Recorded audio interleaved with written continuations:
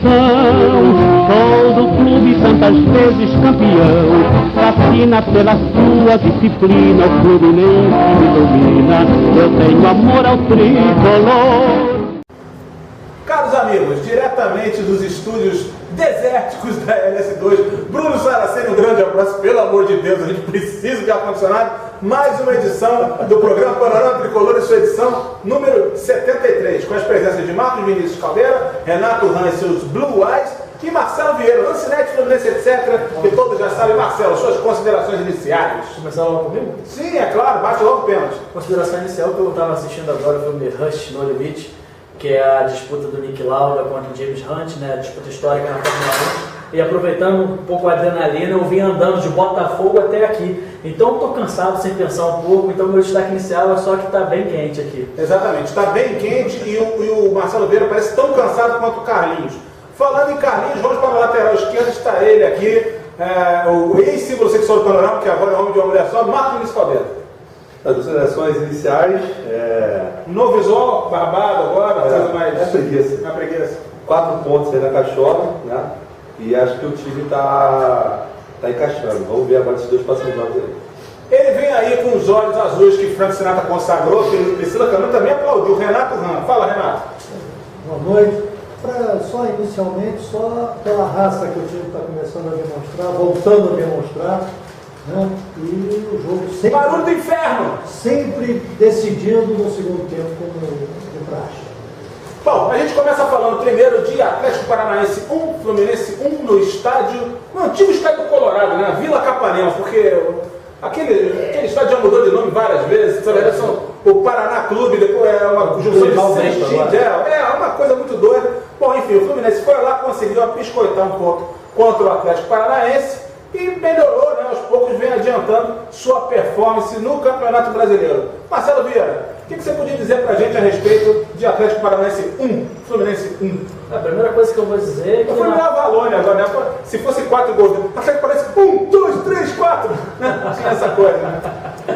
Bom, eu lembro que na outra semana que eu vim aqui, 2 semanas atrás, eu estava completamente temoroso em relação ao rebaixamento. Então acho que eu tenho que continuar falando mal do Fluminense, com o pé atrás, porque o Fluminense deu resposta. Então não sei se eu vou mudar muito meu discurso agora. Brincadeira, claro.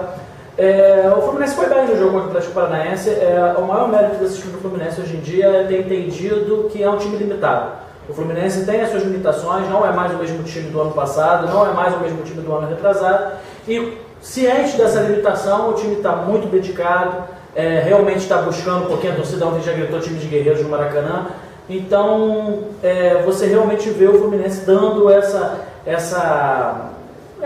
força mesmo, buscando essa força, essa resposta, essa força de superação. O jogo contra o Atlético Paranaense, o Fluminense até começou melhor. Teve uma jogada que o Rainer chegou na frente do goleiro, ele tentou botar de cobertura, passou do lado. Na primeira jogada do Atlético Paranaense foi um belo gol de voleio, mérito deles. O Fluminense se assustou, mas já no finalzinho do primeiro tempo teve o gol do Rafael Sobis de falta. No segundo tempo o Fluminense foi até melhor. Eu achava que podia ter saído com a vitória. Podia ter vencido lá, né? Mas é aquilo, já tinha sido um primeiro indício de que algo melhor poderia acontecer no final de semana. Sem dúvida. Renato Ran, te agradou o empate no Paraná contra a portentosa equipe do Atlético Paranaense que todos adoramos? Muito forte, muito forte. É uma equipe que é um papo da gente, né? O Campeonato Brasileiro. Time de palhaço. A gente sempre ganha do Atlético no primeiro turno, ganhou, podia ter ganho. Você quer sugerir para trocar o nome para Atlético Patoense? Patoense. Tá certo. Seria uma boa. Palhaçaense. Olha o rancor. Não, eu acho que o Fluminense poderia ter saído com a vitória. O empate foi ótimo, não tenha dúvida. Né? Mas podia ter ganho. Podia, né? Bom, e aí, relator Marcos Vinícius Caldeira, o que mais te agradou no empate contra o Atlético Patoense e o que não te agradou? Ou se é que algo não te agradou, você adora o Fluminense? Não, só para entender porque o Marcelo Vieira falou esse... Parece que quando o Fluminense foi eliminado da Libertadores, acho que é isso que está sempre um blogueiro lá do Atlético Paranaense que fez um post no dia seguinte chamando o time de palhaço. Né? E no jogo seguinte era Fluminense e Atlético Paranaense, a gente meteu 3-0 no Atlético Paranaense. Eu fiz questão de entrar lá no site desse blogueiro estúpido para responder. Isso foi outra vez, né? 2008. Eu xinguei esse cara, eu lembro dele, eu xinguei. Conseguiu seus 5 minutos de fama. Fraquíssimo. Teve gol de Somália nesse jogo. Para, escritor. E, enfim, sobre o jogo quarta-feira passada, cara, gostei muito do Fluminense, eu tô ligado, com raça. A gente podia ter saído na frente se o Rainer ter um pouco mais de cuidado em fazer o gol, né? Eu acho até que ele podia arriscar o drible, mas tentou a bola por cima. O Fluminense depois deu uma piorada, mas assim, o Atlético Paranaense fez o gol, o Fluminense estava melhor no momento que o Atlético Paranaense, né? Fez o gol numa bela jogada, o Rainer, eu acho que o Rainer... Foi a primeira conclusão da partida. Pois é, eu acho que o Atlético se o Rainer cerca aquela bola, em vez de querer dar o carrinho, né, talvez o cara não precise cruzar, mas o Rainer tem um ímpeto assim que acho que tem que ser controlado. É bom, é raçudo, vai, mas às vezes faz a jogada errada. Ele deu o carrinho, o cara não atingiu a bola, o cara ficou livre para cruzar e o Ederson fez um golaço. O Fluminense não se abateu, né? Não se abateu, continuou jogando a sua tática, que era marcar muito, principalmente o Paulo Baia, e explorar os contra-ataques, né? O time do Atlético Paranaense, cara, e aí o Marcelo vai entender porque às vezes fala muito mal de jornalismo da imprensa. Cara, o time do Atlético bateu muito, cara.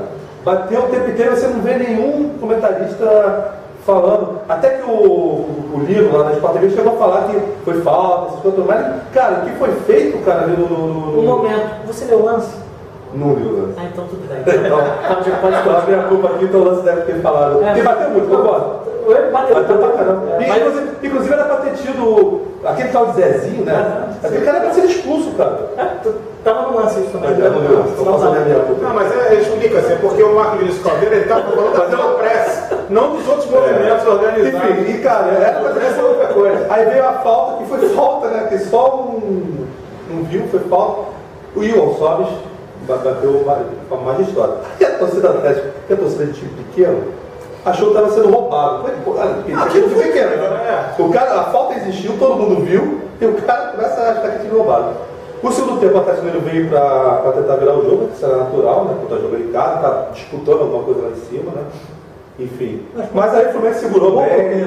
Pouco tempo. Mas o Fluminense segurou bem e ainda teve alguns contra-ataques assim que.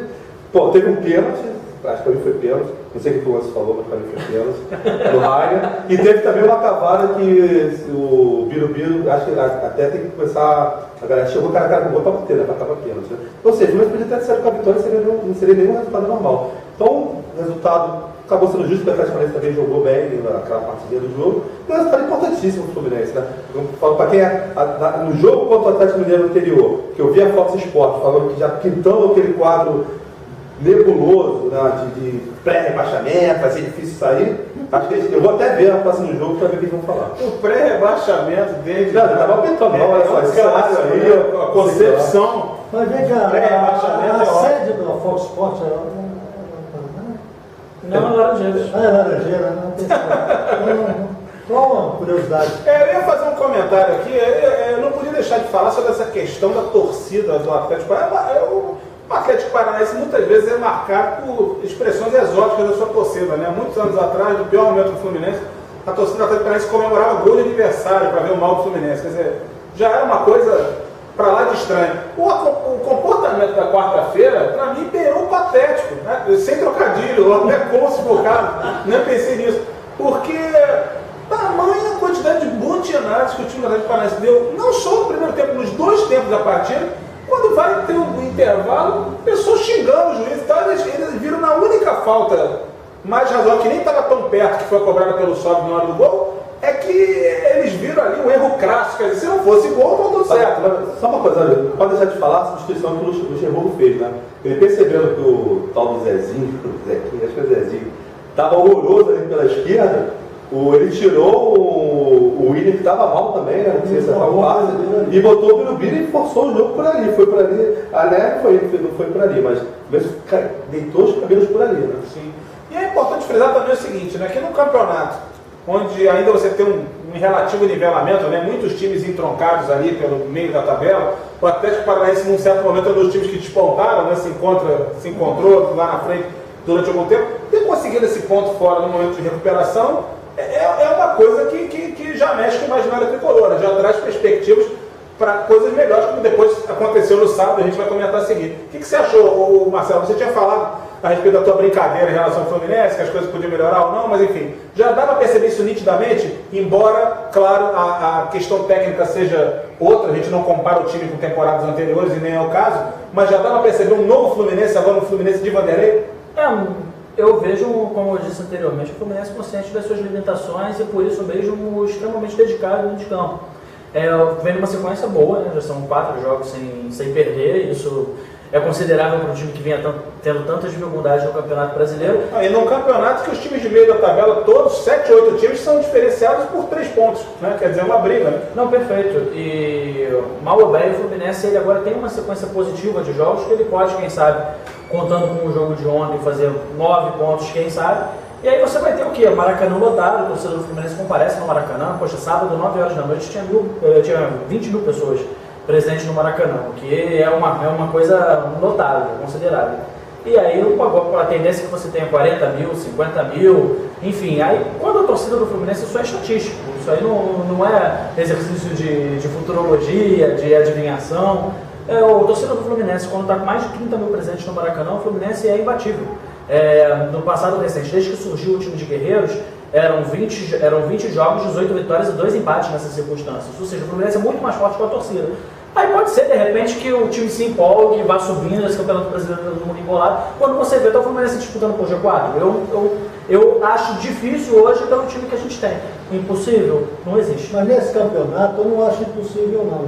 E depois vem o jogo de quarta contra o Criciúma, domingo, Curitiba, o Fluminense daí vai ter uma semana de treino, só vai jogar no outro domingo. Depois tem outra semana de treino, só vai jogar no outro domingo, e eu acho que é aí que ele vai crescer mesmo. Mas nesses 4 jogos, Renato, que você está falando, eu acho, na minha opinião, é onde vai ser tirada a fotografia da fase final do Campeonato Brasileiro. A gente vai perceber quem é que vai arrancar, quem é que vai ficar pelo meio do caminho, e principalmente, quem é que vai ficar para trás na briga, o que a gente pode dizer com as 2 vagas da zona de rebaixamento, porque embora matemática e estatisticamente não se possa afirmar nada hoje a respeito de Náutico e Ponte Preta, a baixa performance dele já indica que tem um grande caminho para ficar no rol de rebaixados. Mas o Náutico, eu acho que já vai ter com 9 pontos, eu acho que fica. A Ponte Preta com o grande técnico que... Não, mas é aquilo, com 17 vitórias você vai 51 pontos. O problema é que o Náutico não vai vencer 17 jogos. Nem Ponte Preta, né? Não ganhou do Flamengo, podia ter... O Flamengo jogou pedrinha em Santos.